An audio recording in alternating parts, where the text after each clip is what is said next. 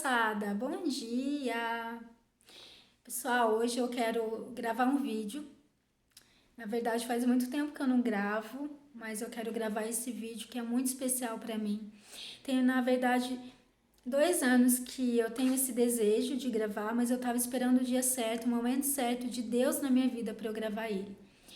E eu acredito muito, orei muito e sinto muito de estar aqui nesse momento para gravar esse vídeo.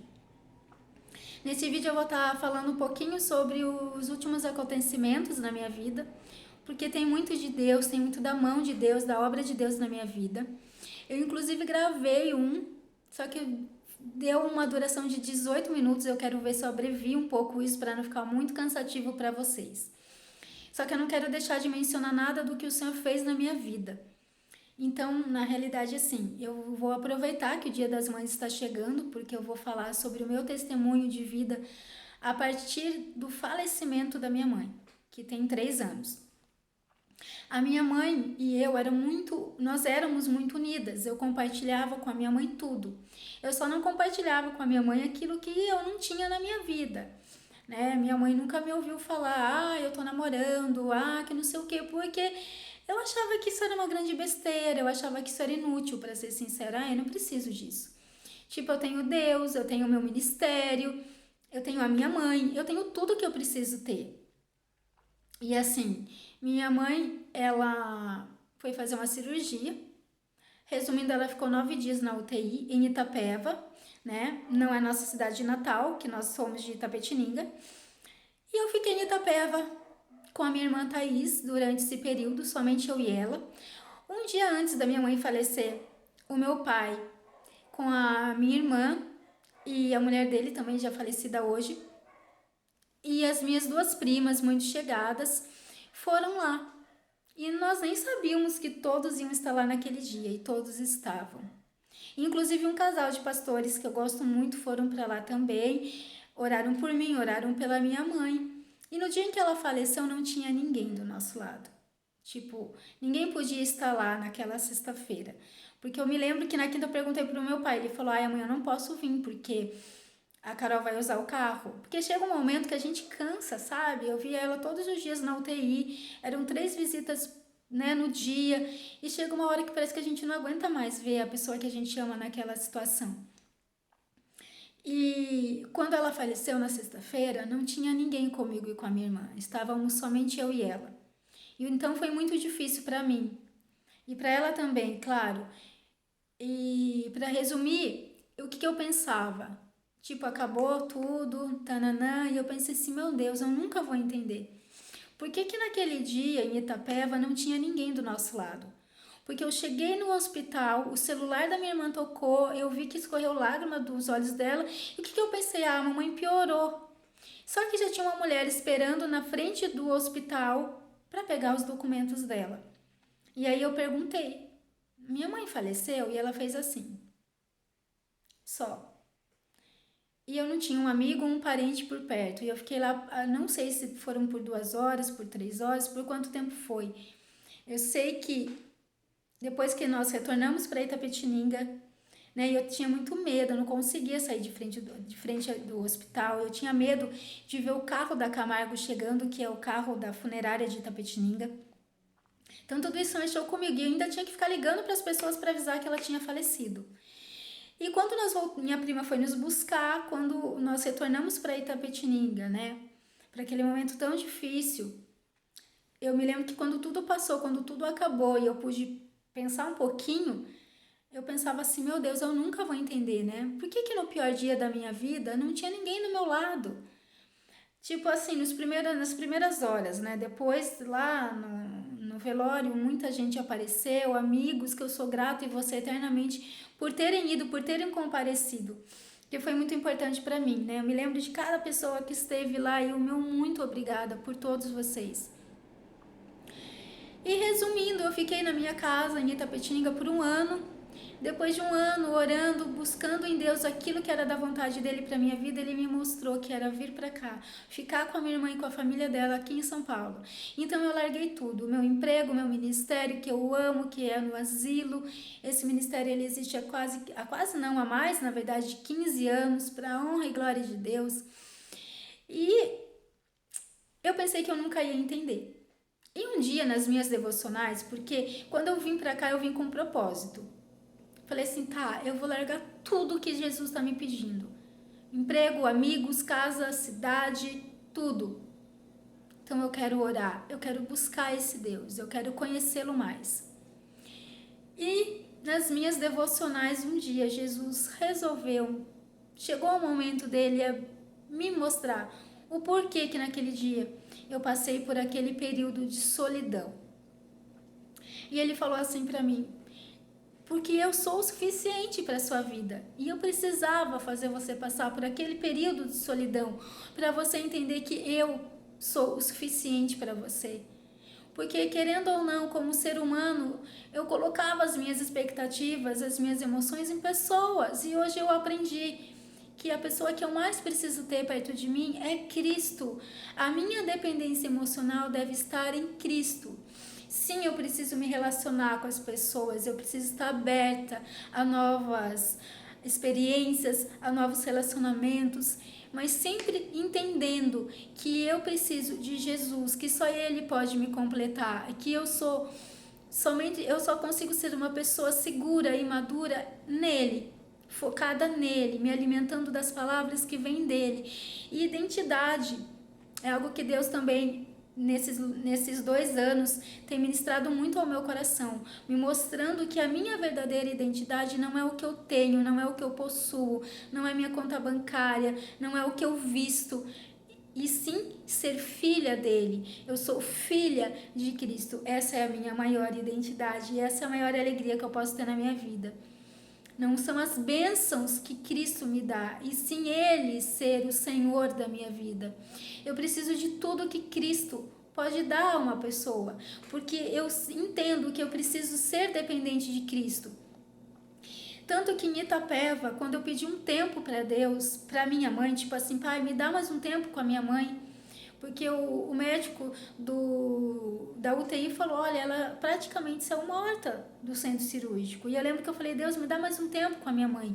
E eu sentia a minha vida como se todos os meus sentimentos saíssem de mim e flutuassem, e eu não conseguisse pegar para colocar no lugar. E foi aí que o Espírito Santo começou a ministrar no meu coração, dizendo, minha filha, você não tem o controle de nada, porque o controle de toda a sua vida está sobre as minhas mãos. Então, com isso, eu tenho aprendido a ser mais dependente de Deus. E algo que eu tenho sentido muita alegria no meu coração é de ver. E nos cultos que eu tenho frequentado aqui na igreja, o pastor sempre tem mencionado que primeiro Deus muda o nosso coração, Ele muda, a mudança é de dentro para fora. E eu fico extremamente feliz em saber que isso tem ocorrido na minha vida durante todo esse tempo. Porque Deus tem mudado muito aqui dentro. Até por uma cirurgia eu passei, por entender que era da vontade de Deus. E foi uma experiência maravilhosa, a alegria que eu senti. Sabe, eu não fiquei nervosa no dia da cirurgia porque eu sabia que essa era a vontade de Deus. E quando eu acordei da anestesia, ainda muito grogue, eu me lembro que eu abri os olhos e a primeira coisa que veio à minha mente foi a vontade de Deus está aqui, foi consumida. E como isso me deixou feliz, olha, foi uma cirurgia que eu sempre disse que eu não faria, porque nunca hesitei, nunca isso foi um desejo do meu coração, até que Deus trouxe isso ao meu coração e eu também agradeço muito, porque hoje eu estou muito feliz com o resultado, muito feliz com tudo isso.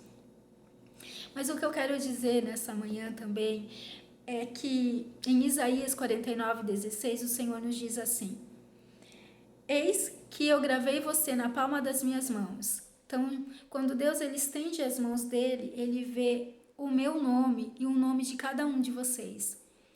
Vocês não foram esquecidos por Deus, não foram deixados para trás, não ficaram em segundo plano. Deus ele nunca nos abandona, Ele está sempre com a gente e em Deus existe sempre um propósito para tudo. Às vezes nós almejamos coisas para as nossas vidas, só que muitas dessas coisas, sendo da vontade de Deus, Deus é perfeito. Deus faz tudo com excelência. Então, antes de Deus nos dar aquilo que nós pedimos para Ele, que até é da sua vontade, Ele precisa cuidar do nosso coração, da nossa mente. Ele precisa nos aperfeiçoar, Ele precisa nos podar, Ele precisa nos ajudar a sermos mais parecidos com Jesus, porque esse é o maior propósito das nossas vidas, nos parecer com Jesus. Então não desanime se você ainda não fez a sua colheita, não desanime se a sua bênção ainda não chegou. Deus está preparando você como Ele está me preparando. Porque a bênção, aquilo que Deus tem, já está pronto. Em Isaías mesmo, Jesus diz: eis que faço algo novo e faço agora mesmo. Não fiquem lembrando do passado, não fiquem lembrando das coisas que já passou. Nós não devemos permitir que o amor ao velho nos impeça de viver o novo de Deus. Vamos pensar nisso. Deus tem algo novo para cada um de nós. E mesmo nas nossas dores, nas nossas tristezas, se nós estamos em Cristo, há um propósito para isso.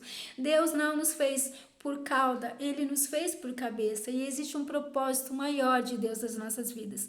E quando nós colocamos em Deus o nosso coração, nós descobrimos que os propósitos deles que o propósito dele, é tão grande nas nossas vidas que os nossos ficam tão pequenos, eles se tornam nada perto do que Deus tem para nós.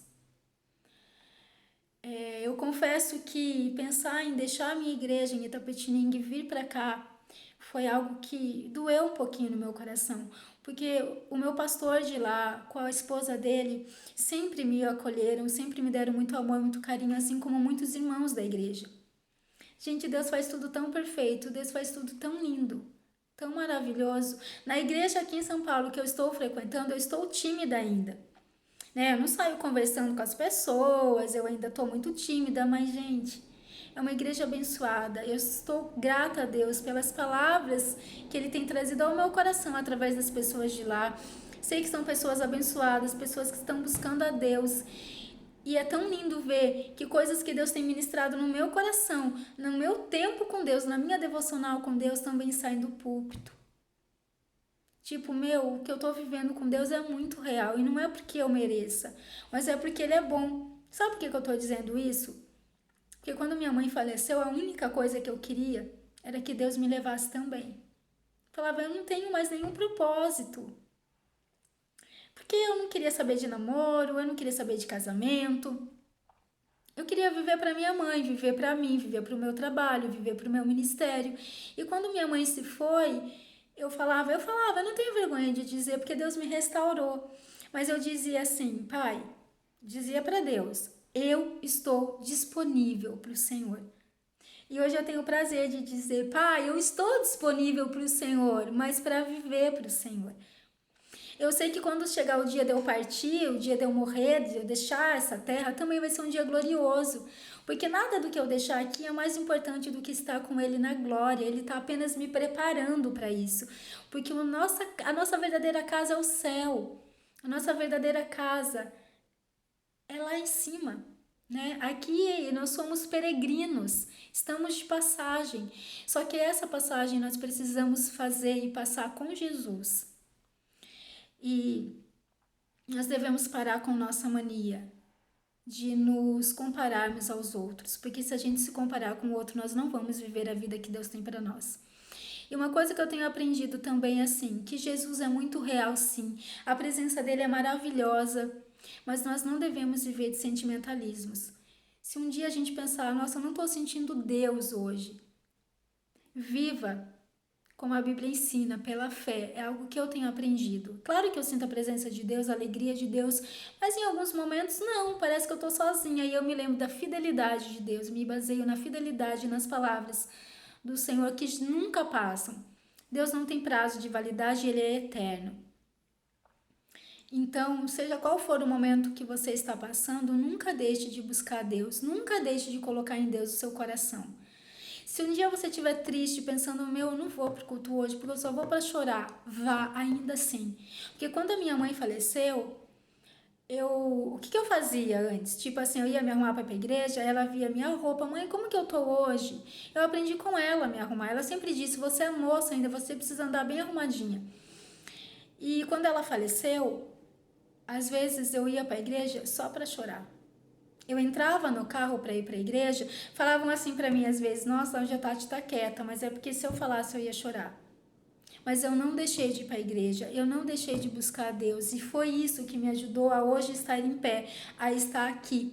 Jesus, ele é o caminho, ele é a verdade e ele é a vida, e ele quer derramar todo o seu amor sobre as nossas vidas a cada dia. Nós temos 100% de Deus, mas o quanto Deus nos tem? É isso que eu tenho buscado, me entregar ao máximo para Jesus. Ainda estou muito falha, ainda erro muito, mas a graça de Deus tem sido, assim, tudo sobre a minha vida. E eu declaro que a graça de Deus é tudo sobre a sua vida também. Que Jesus te ama, que Jesus te quer por perto, que não existe lugar melhor para nós estarmos que não seja no coração de Deus, que não seja vivendo os propósitos de Deus para as nossas vidas. O nosso Deus é um Deus de restauração, é um Deus de avivamento, e avivamento significa arrependimento. Nós precisamos nos arrepender dos nossos pecados, dos nossos maus caminhos, dos nossos maus pensamentos, e nós precisamos nos voltar para Deus, porque Deus deseja nos abraçar, nos envolver nos seus braços e nos dar segurança, nos oferecer a sua proteção, nos oferecer a coragem que Ele nos dá, porque o amor de Deus deve lançar fora todo o nosso medo. Jesus só deseja que nós estejamos perto dele. Jesus nos quer por perto, e ele restaura e ele restitui. Jesus transforma o luto em louvor, porque o dia que minha mãe faleceu, hoje eu vejo que não foi o pior dia da minha vida. Foi o dia em que Deus simplesmente escolheu levar a minha mãe para um descanso. E um dia, será que nós vamos nos reencontrar? Será que eu vou me lembrar dela? Eu não sei. O que eu sei é que o mais importante e o melhor estará no céu, que é Jesus. Então, hoje eu não me preocupo mais se eu vou ou não me lembrar das pessoas no céu, porque Jesus estará lá, e lá não vai haver dor nem tristeza. E aqui na terra, enquanto eu me lembro, Ele consola o meu coração. O amor de Deus me abraça e preenche todo o meu coração. E eu vou encerrar com a frase que mais alimenta o meu coração desde então: Jesus é o suficiente. Fiquem com Deus.